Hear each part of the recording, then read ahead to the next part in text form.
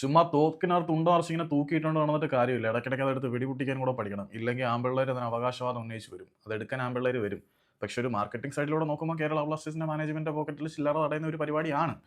Kerala Blasters നല്ല പൊട്ടൻഷ്യലുള്ള പ്ലേയേഴ്സിനെ കണ്ടെത്തുന്നു. അവർക്ക് അത്യാവശ്യം എക്സ്പീരിയൻസ് ഒക്കെ കൊടുക്കുന്നു. അതായത് കോഴിക്കുഞ്ഞുങ്ങളെ വാങ്ങിയെടുത്ത് തീറ്റ കൊടുത്ത് നല്ല ഇറച്ചി വിലയ്ക്ക് തൂക്കി വെക്കുന്ന ഒരു പരിപാടി. അതാണ് കേരള ബ്ലാസ്റ്റേഴ്സ് ബൊറൂസിയ ഡോർട്ട്മൻഡിനെ പോലെ ഒരു ഫീഡർ ക്ലബ്ബായിട്ട് നിന്ന് കുറേ കാലമായിട്ട് ചെയ്തുകൊണ്ടിരിക്കുന്നത്.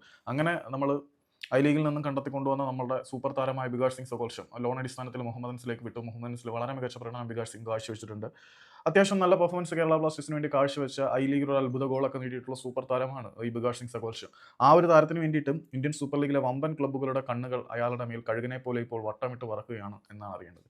കാരണം ഇന്ത്യൻ ഫുട്ബോളിലെ ഗോവൻ ഗോറുകൾ, എഫ് സി ഗോവ, ബംഗളൂരുവിലെ കഴുകന്മാർ, ബംഗളൂരു എഫ് സി, അതുകൂടാതെ ലോൺ അടിസ്ഥാനത്തിൽ കൊണ്ടുപോയിട്ട് അവൻ്റെ പ്രകടനത്തിൽ വല്ലാതെ ഇംപ്രസ്ഡ് ആയിട്ട് അവനെ തൂക്കാൻ ആഗ്രഹിക്കുന്ന മുഹമ്മദൻ സ്പോർട്ടിംഗ് ക്ലബ്ബ്, അതുകൂടാതെ സാമ്പത്തിക പ്രതിസന്ധിയിൽ നിന്നും കരകയറി വരുന്ന ഹൈദരാബാദ് എഫ് സി, ഈ 4 ക്ലബ്ബുകളും കേരള ബ്ലാസ്റ്റേഴ്സിന്റെ താരമായ ബികാഷ് സിംഗ് സകോൽഷത്തിനെ ബ്ലാസ്റ്റേഴ്സിൽ നിന്നും പൊക്കാൻ താല്പര്യപ്പെടുന്നതായിട്ട് 90 സ്റ്റോപ്പേജിന്റെ റിപ്പോർട്ട് വന്നിട്ടുണ്ട്. അത് ഞാൻ ജസ്റ്റ് ഷെയർ ചെയ്തതാണ്.